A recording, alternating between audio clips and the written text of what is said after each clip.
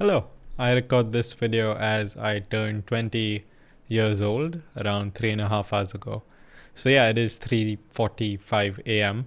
and I thought I'll quickly record some of the lessons, as I don't know if you also feel this, but right after it's 12 a.m., everyone wishes you, and then afterwards you sort of just reflect on life, and then you're like, man, it's been somewhat of a journey so far, and then you sort of start reflecting.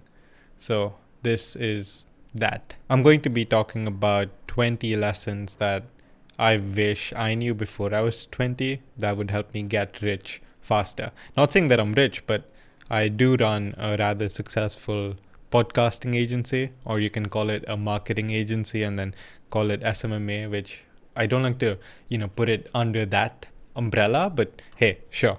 The first piece of advice that I want to share with you is that you need to oftentimes do it alone. You cannot and should not convince others to join you. If they want to, then they will yourself. Now, by this, I don't mean that, hey, if you have a very smart friend in school, ask him if he wants to do this new business or this new venture with you. And if he says yes, okay, go for it. You might find out that there are differences among the way you guys work, but that's still a learning lesson. But if you always have to run behind your friends and tell them to stop playing Minecraft and to join you in actually starting something meaningful, then they're not the right person that you should partner with. So do not always convince others. You yourself are oftentimes alone and you have to do it anyway. Number two, spend the money that you make like it's an abundant resource. You're young, and the best investment or the best use case for money is investing back into you. It is not that you should go and save the first 20,000 rupees that you earn, and you're like, okay, I'm going to spend 2,000 on maybe giving it back to family, and then the 18,000 stays in your bank. That is something that you should absolutely not do. Now, me personally, I have never really bought any course, but I do believe that there are some great courses that you should look into. Obviously, read a shit ton of books and spend on experiences. The more places you travel, your perspective gets broader. The more different types of people that you meet, you literally just grow. I can't explain it, but you should go out and spend money on your growth. Now, that can also mean buying a better camera, buying a drone to get footage if you're a content creator. I think that is justified. But do not spend money on the wrong things. Obviously, if you're watching this video and you plan to spend money on buying cigarettes or whatever, then honestly, just click off, bro. It's fine. Number three, and probably the most important lesson, is learn how to English. Read, write, and speak fluently. There are way too many applicants that we get whenever we're hiring. And honestly, I feel like they have so much raw talent and so much, like, literally so much potential. But just the fact that they cannot write in English properly. And I don't mean like, normal English that you write in school. Like that's normal, right? But you also need to learn a bit of how corporate English works. And this will really, really help you get your first job and get your foot in the door. Number four, as a man, you need to become extroverted. If you plan to have a business of your own one day, talk to people. So you have to force yourself. Like me, I'm pretty introverted naturally, but I sort of have to break that belief inside of me that's like, Subha, you're an introvert and you're not the type that goes up and talks to strangers. Recently, when I've been traveling to different countries, it's very easy to break my introverted bubble because I'm traveling alone. And it's like, hey, if I need the directions, I literally have to ask someone, or else what? If I'm in a new gym in the Philippines and I don't know anyone, but I really need a spot, or I'm not going to be able to do my next set on bench, I need to speak to someone. So the best way to become extroverted is to force yourself in such situations. It is to go out alone and have lunch in places or coffee in places that you would not have otherwise.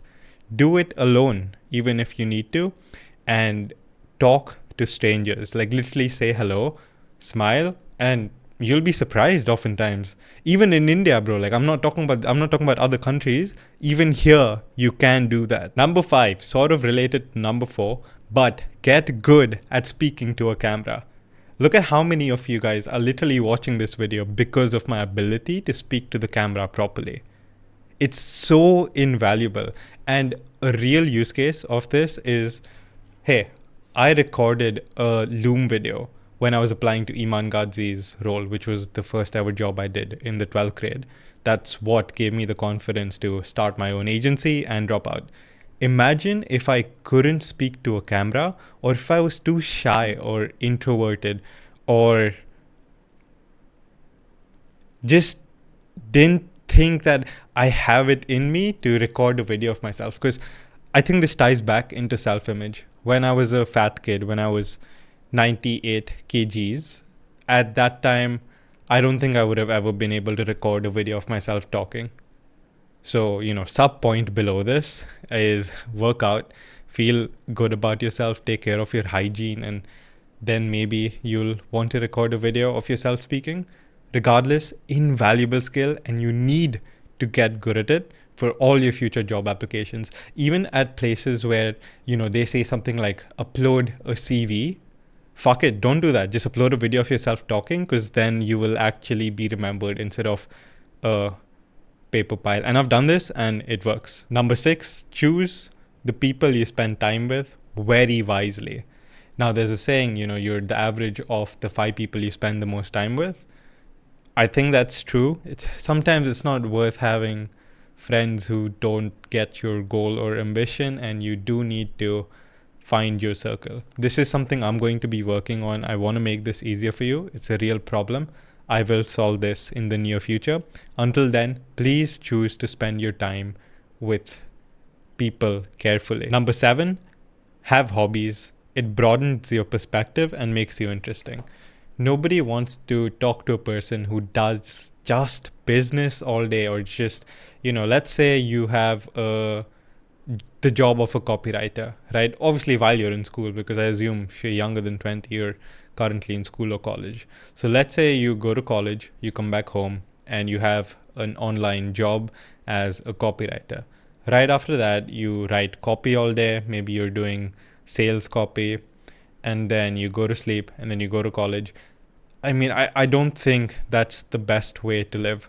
I think we all should derive some meaning from a certain activity that we do regularly that we enjoy, whether that's kayaking, whether that's hiking, mixed martial arts, recording yourself speaking to a camera and then creating Instagram reels as a hobby. I mean, go for it.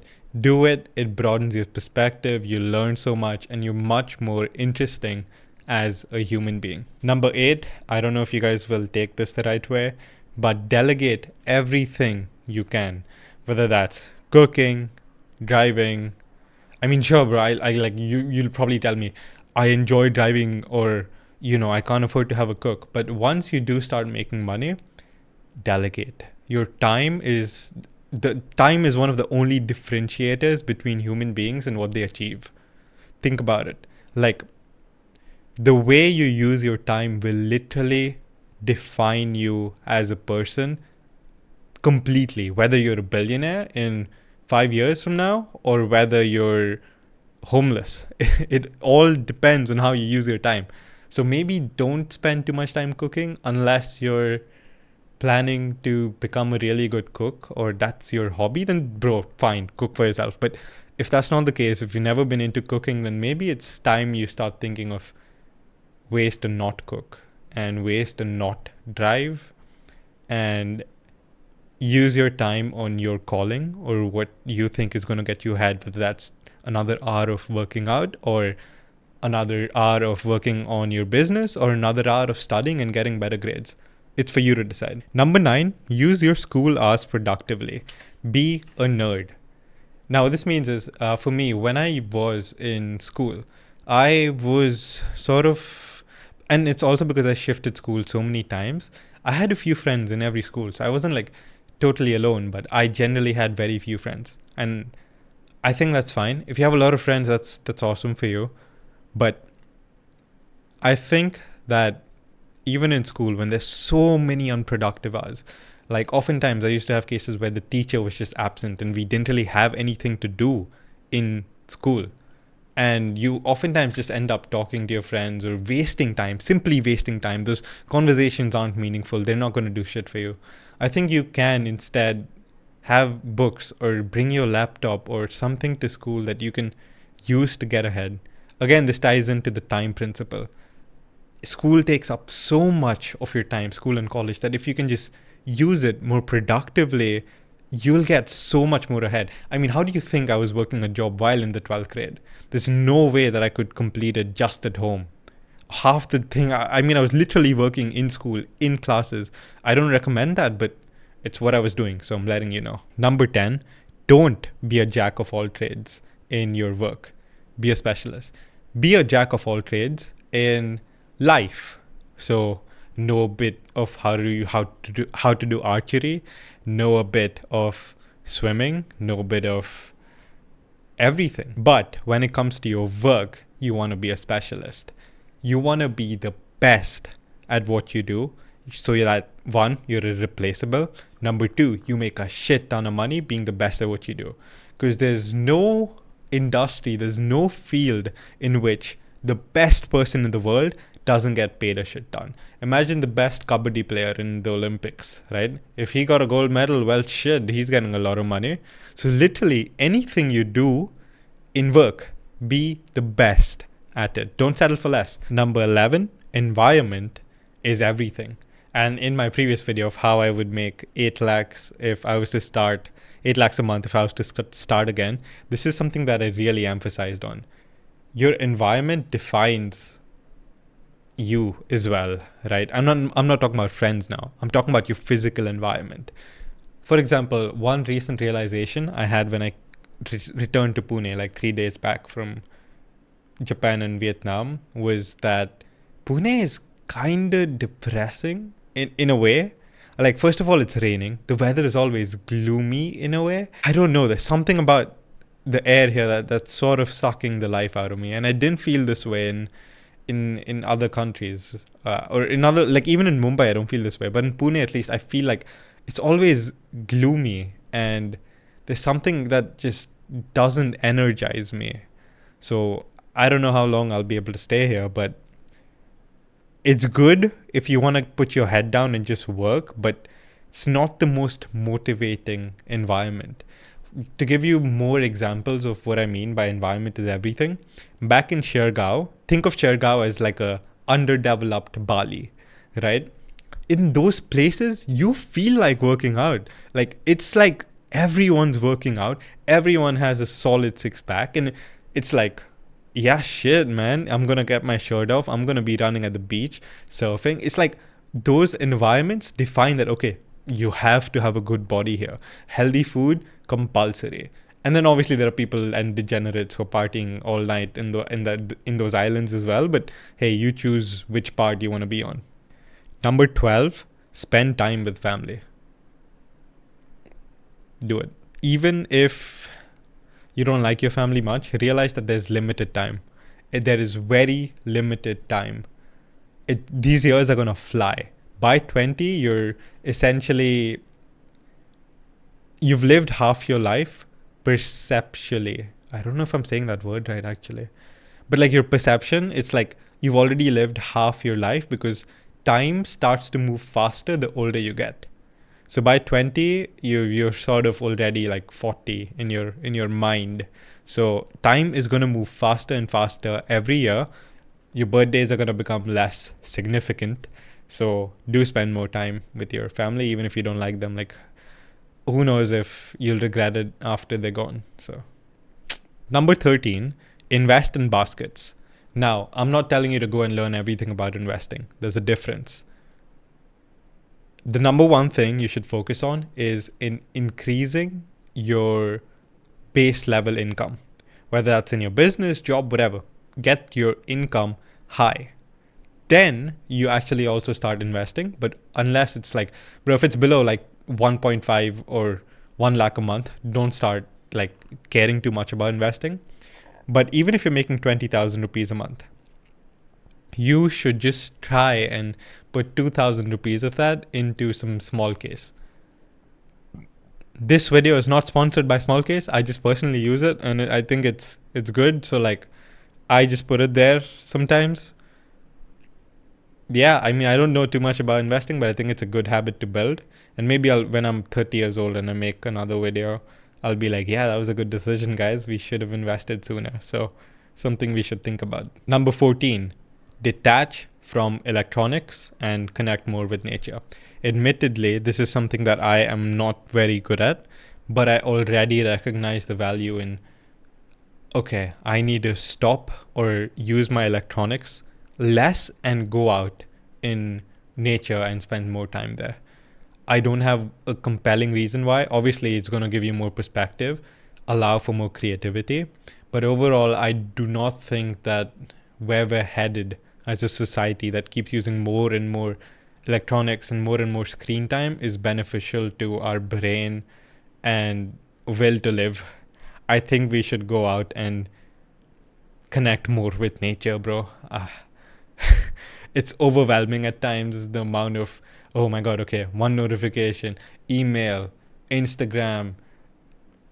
Sometimes you need to detach completely, and it's incredibly valuable. Number 15, dream really fucking big. Do not let anyone confine your dreams to what their imagination is capped at.